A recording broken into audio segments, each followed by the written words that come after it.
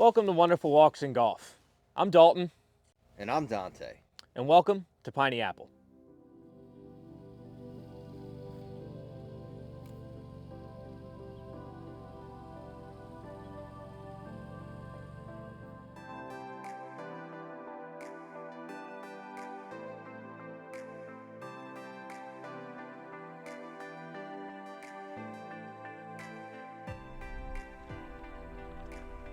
It is often said that nature unfolds her treasure at the first ray of sunrise.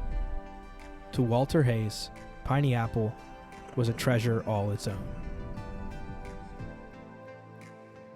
Nestled in the foothills of the Appalachian Mountains in Adams County, Pennsylvania, better known as Apple Country, USA, Piney Apple appropriately gets its name from the old-growth forests of pine trees lining the fairways and apple orchards surrounding the golf course that go on for miles.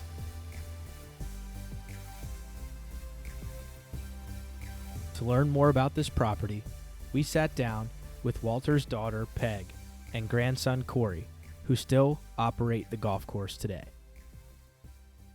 Blessed to have Corey and Peg with us. You guys are the machine that runs this place, so appreciate your guys' time. Tell us a little backstory about what got this place going, like why Walter Hayes decided to build a golf course here. Well, I think, we had the land. We really didn't have much money, Actually, he had a farm drainage business that he started in the 40s when he moved up here. And then he had an accident where he had a low boy where his ditcher sat on, and the guy pulled away, and he stepped on the wheel and went under and Oh my goodness. messed up some vertebrae in his back and his pelvic bones.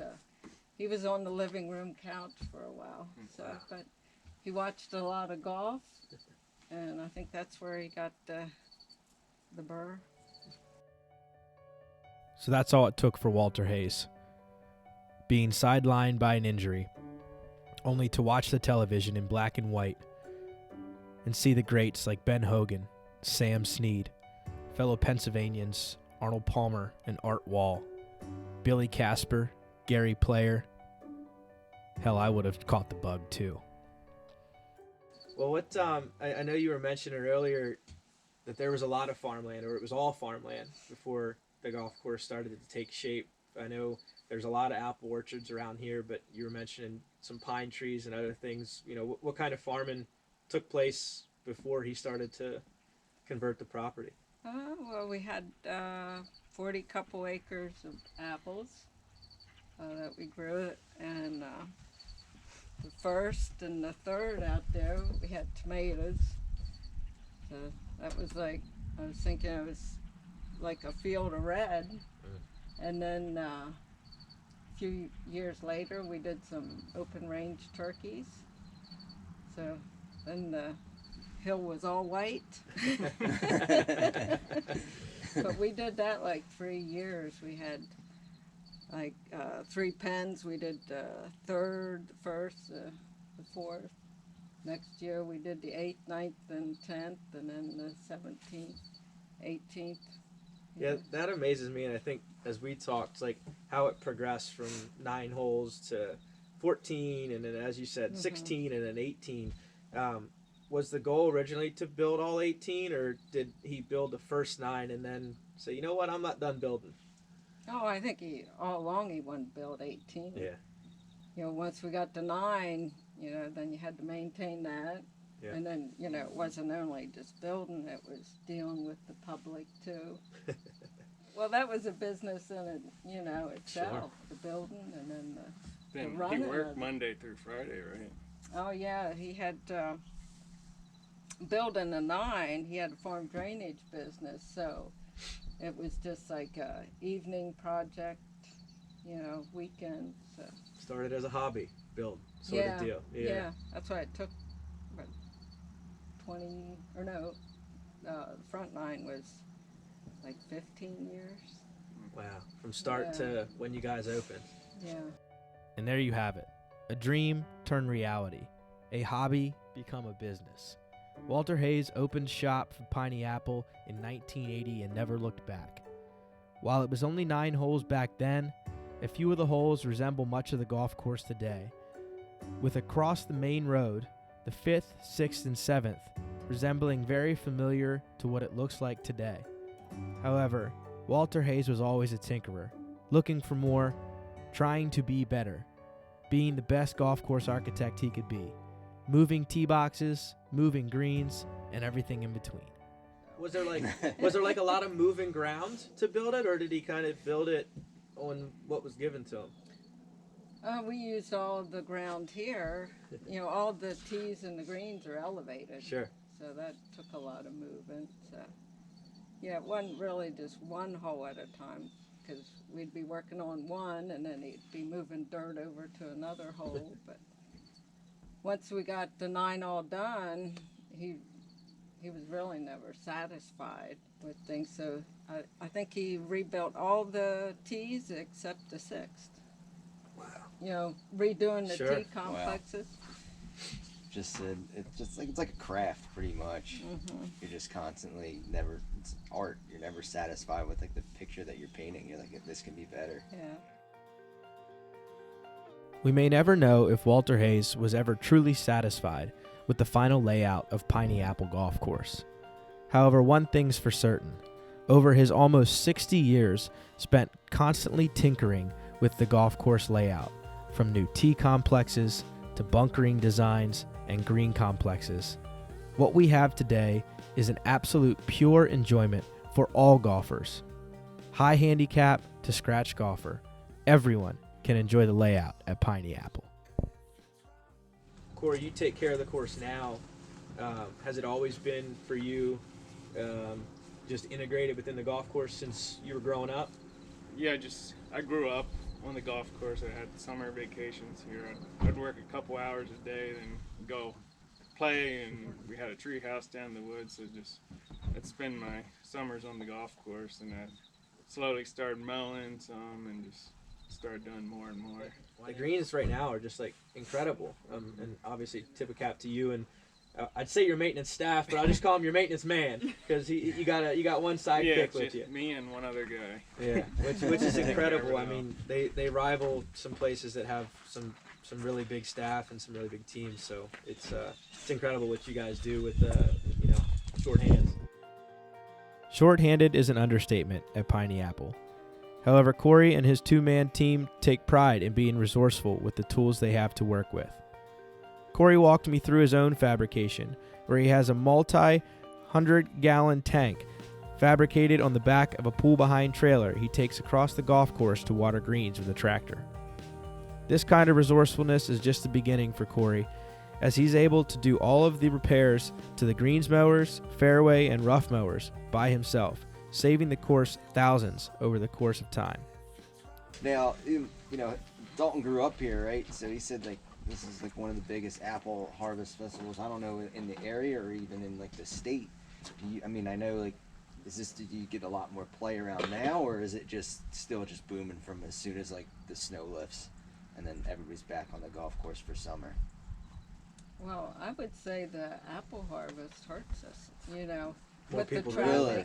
Yeah, if the, ones like maybe Gettysburg, well, they're not going to come this way because of the apple harvest traffic, Yes, you heard that correctly. The National Apple Harvest Festival, going on for just as long as Walter Hayes had been designing Piney Apple itself.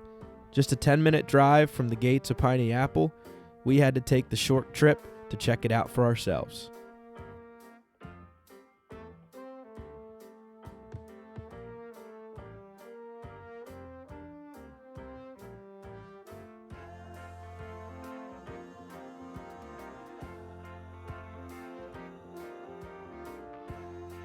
After a few adult beverages, it was time to go learn more about this festival.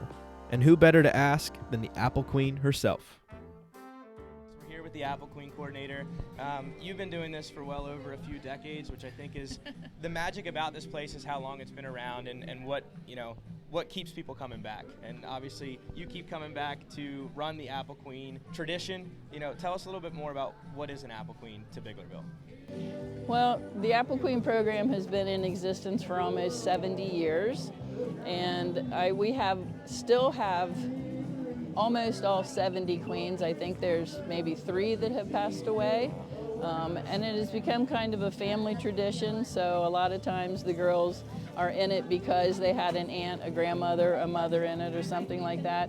But Adams County is the #1 production of apples in the state of Pennsylvania, and Pennsylvania usually ranks 4th or 5th in the nation. So it's our industry, it's our economy, and the kids promote the industry of the area that they live. Yeah, we saw yesterday when we played Piney Apple, there were so many apple orchards right around there being constantly picked. There were pickers up and down each row. Yeah, I mean, I come from New Jersey, and obviously we pick apples, but we're walking through the apple orchards, and there's crates on crates on crates filled with apples. You don't see that in New Jersey. Nope. Probably anybody in the United States is eating Pennsylvania apples. Hopefully, Pennsylvania apples, because they're right? the best. Right. Sandy then introduced us to past and present Apple Queens and walked us inside the Apple Auditorium to tell us a little more about the family tradition behind the Apple Queen and the crown. We have mother-daughters. Oh, neat. We have grandmother, granddaughter, mother-in-law, daughter-in-laws, sisters, cousins. So it's following through the generations. Yeah, absolutely. As Sandy continued to fill us in on the history of the Apple Queen and its tradition, one question came to mind. Who currently wears the crown? With the Apple Queens, we have 2021-22 Apple Queen and 2021-22 Apple Princess. Thanks for joining us today, ladies. How are you? We're good. How are you? We're fantastic. So tell us, you guys have had a full year of wearing the crown and getting to represent the apple harvest overall. Tell us, what's it been like? How has the experience of representing the apple harvest been for you guys? It's been a whirlwind experience. We've done so many different things. We've went to schools to teach kids about apples. We've gone all the way to farm show to educate more about the apples and even see the opening ceremonies. We did so many things over the past year. It's hard to see and say what we've done. I think that's what we just talked about with the current coordinator, is how it's one big family now, right? Like maybe you didn't know each other beforehand and now you guys are practically sisters, synced at the hip. What made you guys apply, right? Like what makes you say, that's something I want to get involved with and really be a representative of? Well, for me personally, I hadn't known too much about the program before. I'd seen a few girls wearing the crown, but I'd never really looked into it. And then a friend of mine actually ran, and she won Queen, I think, 2-3 years ago. And so I looked into it a little bit more, and I saw that it was really good for seeing how I could involve myself in the community and see how much apples really affected us, since we are in Adams County, the top grower of apples in Pennsylvania. Sure. So I decided to apply, and then that leads us to today. Wonderful. What was the feeling like as your name was announced as Queen? Was there a shock, or were you like, you know what, that's really what I expected out of all of this? Well, to be quite honest, it's all a fever dream.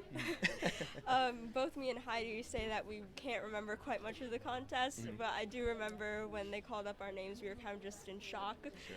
And I'm not much of an emotional person, but the shock made me cry, which isn't normal for me, but we were all pretty shocked, and we had no idea what we were doing, so we were just standing around looking for someone to guide us. Sure.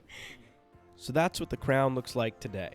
But what did it look like almost 25 years ago? We were able to catch up with 1998 Apple Queen to let us know.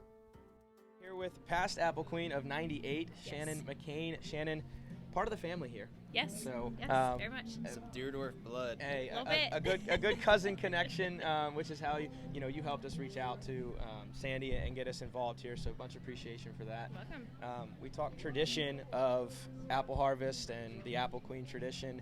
Many years of Apple Queens. Yes. Tell us in '98 what it was like to go through the process and become an Apple Queen. It's funny, I was just talking to the current Apple Queen about that and how I feel like I studied for this contest more than I studied for anything else in my life. But it was, it was good. You start in the morning by handing out the stickers. You meet with the judges, and then you go in. They ask you your questions, and then obviously the ceremony, the coronation at the end, and that's what everybody comes for. So they kind of miss all the good part. Sure. No, I mean, thanks for joining us. Thanks for taking the time out. It's always great to see that tradition lives on, right? When things happened back in the 90s and early 2000s, you think, or people that did it back then still a part of it, and it's good to see that you're still heavily involved at the current day. I was even lucky enough to be, and I'm not sure what year it was, but I was a judge for one of the apple queen contests. So it was great. What do they look for as they judge, maybe even today, the current apple queen contest? Like how you are. Are you social? Are you outgoing, going towards people, or are you standing back, because you have to go out, you have to meet people. How are you? And I'm telling you, that personal interview where the judges sit and ask questions about who you are as a person and what you do as spare time, that's the kicker right there. With a little spare time left ourselves, we had one last thing to check off our bucket list. Go see how these apples were made into Adams County applesauce. Mary Kane. I run the applesauce stand for the Upper Adams JCs. We use steam to cook the apples and make the applesauce with it. So they've had this for a couple years now. We sent some people to training so we can start running it ourselves, and that has worked out very well. The apples that we use are Yellow Delicious and Jonathan. We usually go about 4 bins a weekend. And we use sweet, and then the Jonathans are a little bit tartar, so kind of makes a really good sauce. The 3-cup peeler behind me back here is donated from Now's Foods. It's about 1927, I think, is whenever it was made. So it peels and cores the apples themselves. So you can kind of see, maybe. There we go.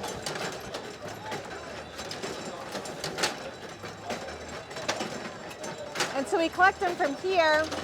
Because the machine's not perfect, we then take it over to the trimming table, which is where we have all of our staff peel and core the rest of the apples that are in there. This is our machine that chops it into about 16 pieces. And we do this because it helps us to cook the applesauce a little bit faster. The smaller the pieces are, the better. From here it goes into our jars, or into our buckets. So those are apples. And at that point, then we empty them into the kettles. So this one he just started, so you can see the lovely steam. This is where we need smell-o-vision. And then there's the sauce that's in this as well. So this is cinnamon sauce, and that's why it's so dark.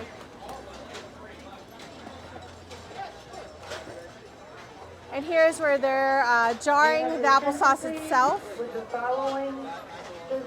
And it has to be 180 degrees in order for it to kettle, so they have to make it real quick. And they turn it upside down so it seals themselves, and then we put it up on the front to sell. Mary nailed it. We need some smell-vision. Just ask Dante. This applesauce comes out of the kettle piping hot, but irresistible. You have to take a taste.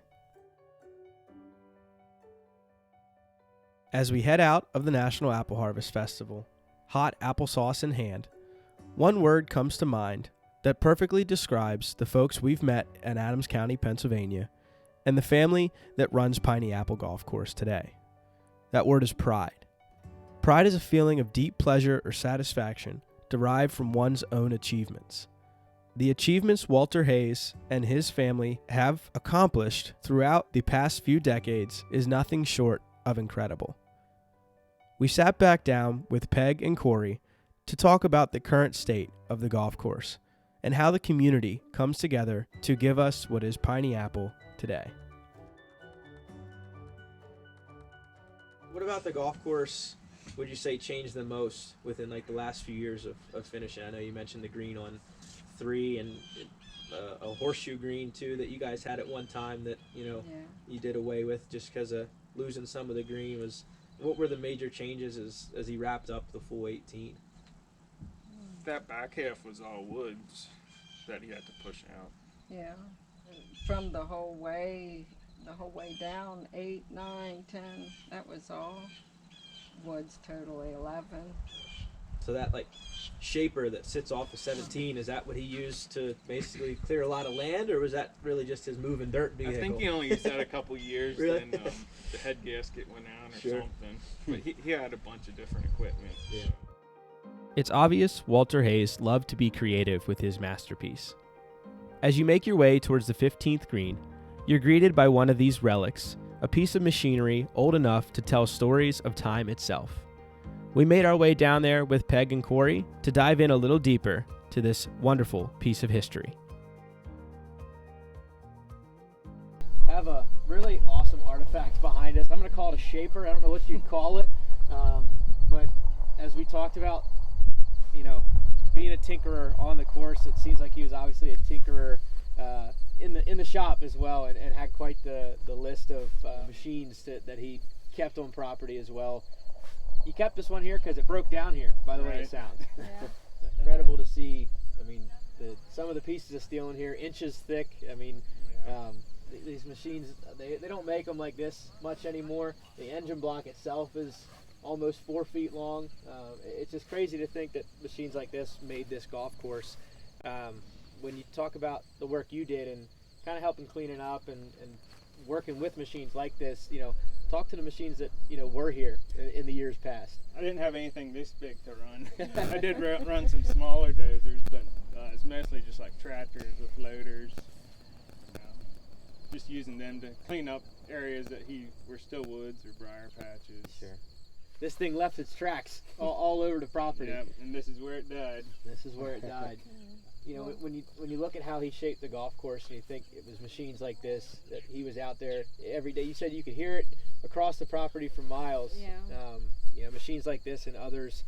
How often was he using machines like this to kind of get out here and make this golf course? Oh, it was early on when he cleared, you know, all this was woods the whole way up, so he used it. He seeded the fairways with rocks on them. Then I remember we'd be down there picking up rocks with screwdrivers, popping them out of the fairway so they could mow it with the real mower. Wow.